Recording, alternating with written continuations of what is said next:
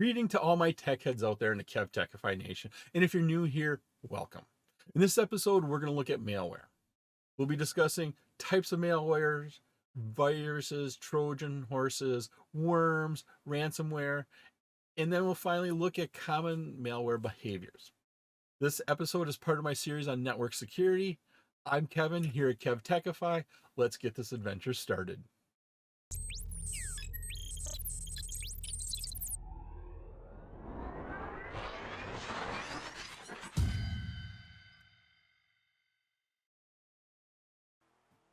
A virus is a type of malware that spreads by inserting a copy of itself into another program.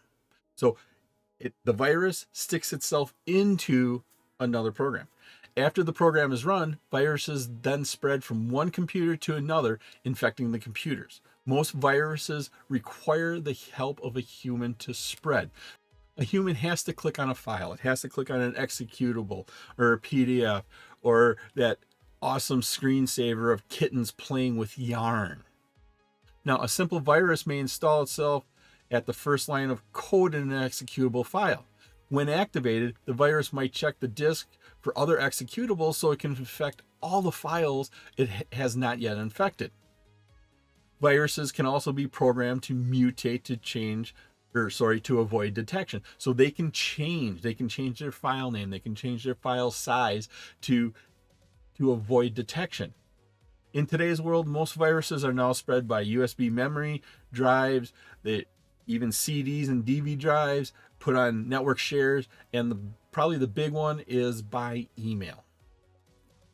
Computer worms are like viruses because they can replicate and cause the same type of damage. Specifically, worms replicate themselves by independently exploiting vulnerabilities in networks. Worms can slow down networks as they spread from system to system. One of the best known worms out there, maybe one of the most damaging worms out there, was the SQL Slammer. Now, this worm is known as the worm that ate the internet. It was a denial of service attack that exploited a buffer overflow bug in Microsoft's SQL Server. Now, at its peak, the number of infected servers doubled in size every 8.5 seconds. It infected over 250,000 hosts within 30 minutes. Most worm attacks, they consist of three components: enable vulnerability, propagation mechanism, and payload. Now, enabling that vulnerability, a worm installs itself using an exploit mechanism, such as an email attachment or an executable file or a Trojan host on a vulnerable system. Then the propagation mechanism. So after gaining access to the device, the worm replicates itself and locates new targets. And then finally, we have the payload, which is any malicious code that results in some action is that payload. Most often, this is used to create a backdoor that allows a threat actor to access the infected host or to create a denial of service attack. Code Red was another worm that caused headaches across the internet, across the world. It had a very unique way of propagating itself that we hadn't seen before. Now, the first step would be to propagate for 19 days. So it wouldn't do anything else except propagate itself. It would go and infect other systems, and it really wouldn't do a whole lot. It would just look for other vulnerable systems. If it didn't find any, that was fine. Or if it found some, it would infect those systems, and it would do that for 19 days. Then at the end of those 19 days, for the next 7 days, it launched a denial of service attack from all of those infected or compromised systems. After those 7 days, it would stop and go dormant for a few days. It would turn itself off, and at that point, it wasn't doing anything, so it was really hard to identify it. It would just sit there and not do anything. And it was for a few days. Sometimes it was 1, 2, 3 days. I've even heard it sat dormant for up to 2 or 3 months. So when it sat dormant, you would disinfect your system, you would look at it, and you would see that there's no infections. You would think that you got everything done, and then step 4, it would repeat that cycle. So then it would start propagating again. After you thought you had everything clean, then it would launch a denial of service attack. You're like, oh no, and you're tracking it down and stuff like that, and then it would quit after 7 days. So this idea of propagating and not really doing any damage, and then bam, all of a sudden doing that denial of service attack and then shutting everything down, that caused a lot of headaches out there for security people. If you like this episode on malware and you get value out of it, and depending upon the platform you're using, please click that like button, give a 5-star rating, leave a comment. Doing this helps support the channel, which in turn helps me bring you more great content. Turn on notifications to be alerted every time I release a new video, and there are a lot of videos coming your way. You can also visit my website at KevTechify.com for all my details and how to get these episodes in video and podcast form. Next, we have Trojan Horses. The idea comes from way back in Greek times. They built this giant horse, and in this giant horse, enemy soldiers hid in there. They presented this giant horse to the people they wanted to attack. They thought it was some sort of offering or idol. They brought it inside their walls, and the people who were inside hiding, they waited until night, and then when night came, they attacked, and nobody ever thought the attack would come from that device. And so this is what the Trojan horse is in today's terms. Now, Trojan horse is malware. It's software that appears to be legitimate, but it contains malicious code which exploits the privileges of the user who runs it. Now, oftentimes in today's world, Trojan horses are attached to online games. They're attached to free software where the user is getting a deal that's probably too good to be true. Users are commonly tricked into loading and executing a Trojan horse on their system.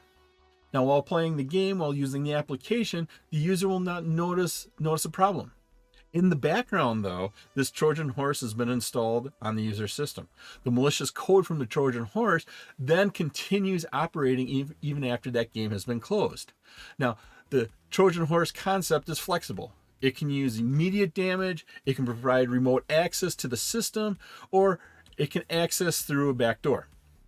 It can also perform actions as instructed remotely, such as send me the password file once a week. Trojan horses are usually classified according to the damage they cause or the manner in which they breach a system. A remote access Trojan horse enables unauthorized access to remote systems. A data sending Trojan horse provides the threat actor with sensitive data such as passwords. Destructive Trojan horse corrupts or deletes files. A proxy Trojan horse uses the victim's computer as a source device to launch attacks and perform other illegal activities. Now, this is where a threat actor has taken over your computer and it's just sitting there waiting for instructions, and then all of a sudden they want to perform a denial of service attack, or they want to break into a computer somewhere. They will instruct that computer that was infected, your computer, to do that, and that way when it's traced back, it comes back to you instead of them. We have an FTP Trojan horse, and what this does is enable unauthorized file transfer services on those end devices, and so they can transfer files around and not be tracked. Software security disabler Trojan horse that stops antivirus programs and firewalls from functioning. Sometimes it just stops the update services, or sometimes it totally stops those security services. It stops the antivirus and the real-time scanning. It turns off your firewall. A denial of service here slows down or halts activity. And finally, the keylogger, which is another type of Trojan horse. This actively attempts to steal confidential information, such as credit card numbers, by recording keystrokes that have been entered into a web form or any other program. And what happens is it just records. Every time you push a key, it records that. So you type in your username and you hit enter. You type in your password and you hit enter. Every keystroke there was recorded and they can see that. Currently, the most dominant malware is ransomware, and that's because it's the most profitable. Now, ransomware is malware that denies access to the infected computer systems or its data. The cyber criminals then demand payment to release that computer system. Now, ransomware, it's evolved to become the most profitable malware type in history. There are dozens of variants of ransomware. Ransomware frequently uses an encryption algorithm to encrypt file systems and data, so it'll infect your computer, but now it will encrypt all of that data. All your files you have saved, the company information, the databases, your sales inventory, your accounts receivable payable, it will encrypt all that so nobody can look at that. Payments are typically made in Bitcoin or some other cryptocurrency because that payment can remain anonymous. Email, malicious advertising, also known as malvertising, are vectors for ransomware campaigns. Typically, somebody has to click on a file to activate it. And once again, this is that cute little screensaver of kittens playing with cotton. And social engineering is the key to this ransomware. Ransomware that does the most damage, they did social engineering. They found out who the people are in the company that makes the decisions, who the people are in the company that has access to the data that if they encrypt it will cripple that company. And so they want to make the biggest effect to make sure that they are paid that ransom. Now, sometimes the data is unlocked, sometimes it's not. All depends upon the person encrypting that data. There are other types of malware out there, and some of the varieties here of modern malware include spyware, adware, scareware, phishing, and rootkits. Spyware is used to gather information about a user and send that information to another entity without the user's consent. Now, spyware, it can be a system monitor, a Trojan horse, adware, tracking cookies, or even keyloggers. Adware displays annoying pop-ups to generate revenue for its author. The malware may analyze users' interests by tracking the websites they visit. It can then send pop-up advertising pertaining to those sites. And these are the annoying little pop-ups that go, and you just can't click them and make them go away. Scareware includes scam software which uses social engineering to shock or induce anxiety by creating the perception of a threat. This is generally directed at an unsuspecting user and attempts to persuade the user to infect the computer by taking action to address the bogus threat. Warning, you have to download and install the security update. Now, it doesn't come from Microsoft or your antivirus vendor. You click on it, and instead of doing a security update, it's installing some sort of malware on your system. Phishing here attempts to convince people to divulge sensitive information. Now, examples here include receiving an email from their bank asking users to divulge their account information and PIN number or passwords. Once again, remember, any legitimate company will never ask you to send your password in an email. Never give out personal information. And finally, we have rootkits. Now, these are installed on computer systems. After it's installed, it continues to hide its intrusion and provide privileged access to the threat user. It's sort of like a backdoor into your system. They can have access into your resources, into your data, into your internet connections to do whatever they need with these rootkits. Computers infected with malware often exhibit symptoms, and a lot of these are out of their normal operating. You get used to your computer operating in such a way, and then all of a sudden, one day, it stops operating that way. It's much slower, or you notice that files are being sent back and forth to your computer. Maybe the little light on your webcam turns on.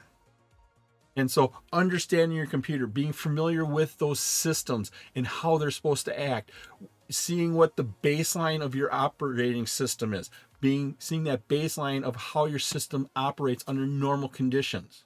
That will give you a great idea on if there's different problems. As you can see from this list, there's all sorts of ways malware can affect your your computer, often in negative ways. It was my pleasure to provide you with this wonderful episode on malware. If you like this episode and you got value out of it, and depending upon the platform, please click that like button, click that notification bell, give a 5-star rating, leave a comment. This all helps me bring you more great content. Please take a minute to subscribe to my channel and turn on notifications. That way you'll be alerted every time I release a new episode, and there's a lot more episodes headed your way. All my socials and contact information are on my website, KevTechify.com. In my upper right is my playlist for my series on network security. In the bottom right is one of my favorite videos that I linked just for you. Thank you so much for watching this episode of my series on network security. Once again, I'm Kevin. This is KevTechify. I'll see you next time for another great adventure.